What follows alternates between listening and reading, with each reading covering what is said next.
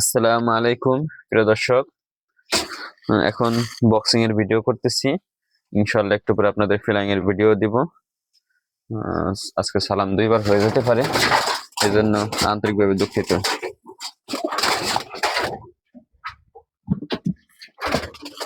বিসমিল্লাহ।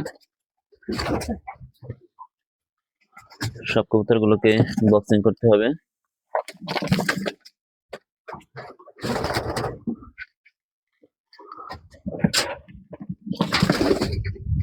আজকে একটু দ্রুত হইতেছে মনে হয়, একটু মেঘলা মেঘলা, একটু অন্ধকার অন্ধকার, এই জন্য।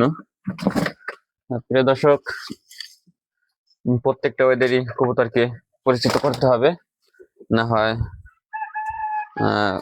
রেসে যায় যদি কখনো এরকম মেঘ হয়ে যায়, তখন ওরা কি করবে?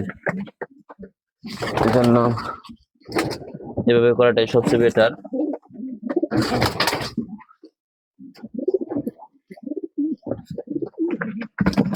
আর আমি যেহেতু ফলের কার্টুনে বক্সিং করতেছি, এই ঠান্ডাটা ওদের গায়ে লাগবে না, যে ওড়ার সময় যেটা লাগবে শুধু ওইটাই।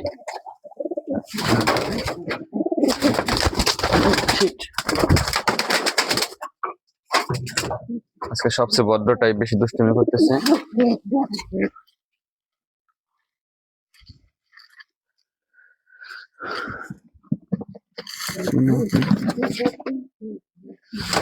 মাত্র 2 পিস আছে, বেশি ছোট হইলে সমস্যা, কারণ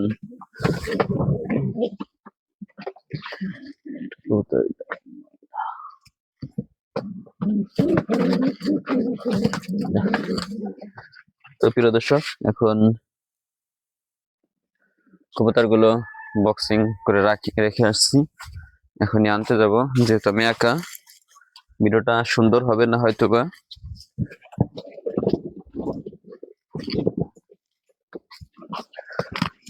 আর একটু কাজও আছে,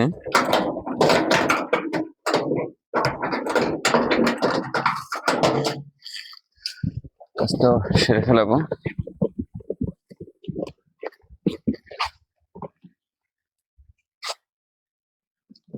প্রিয় দর্শক, আমি দুটা মাদি ফিলাইং লোপটা ছেড়ে দিয়ে যাব, যাতে নরগুলো দ্রুত কাউন্ট করে। একটা মিল, একটা সবজি, ওদের এখানে রেখে গেলাম, তারপরে যাতে নরগুলো দ্রুত কাউন্ট হয়, অন্যথায় তো দেরি করবে। আসসালামু আলাইকুম প্রিয় দর্শক, আজকে আসলাম আমাদের বাড়ি থেকে প্রায় 2 কিলোমিটার দূরে কাকদি স্কুল। স্কুলের নাম কি? মোহাম্মদ আব্দুল মসজিদ স্কুল অ্যান্ড কলেজ। আবার কাকদি মোড়টে আলহাজ মোহাম্মদ আব্দুল মসজিদ স্কুল অ্যান্ড কলেজ।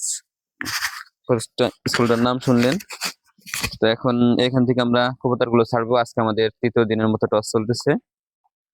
প্রথম 2 দিনের টস তো আপনারা ভিডিওতে দেখছেনই। এখন কত বাজে সেটা একটু দেখি, কারণ কবুতরগুলো কতটুকু সময় নেয় তাও তো জানতে হবে আমাদের।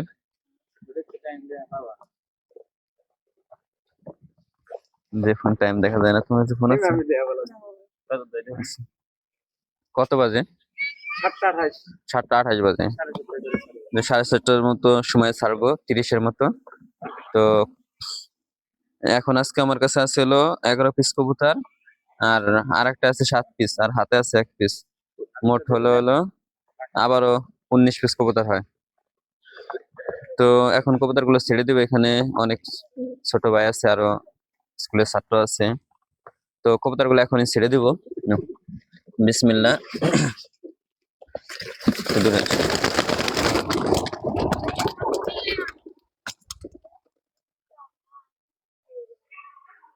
তো কবুতর গুলো উড়ে চলে গেল।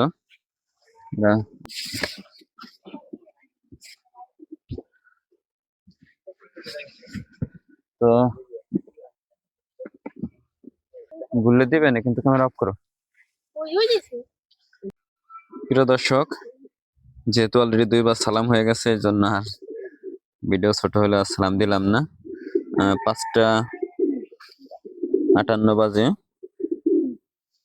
সরি 55 বাজে, 7:55 বাজে কবুতর গুলো বাড়ি চলে আসছে।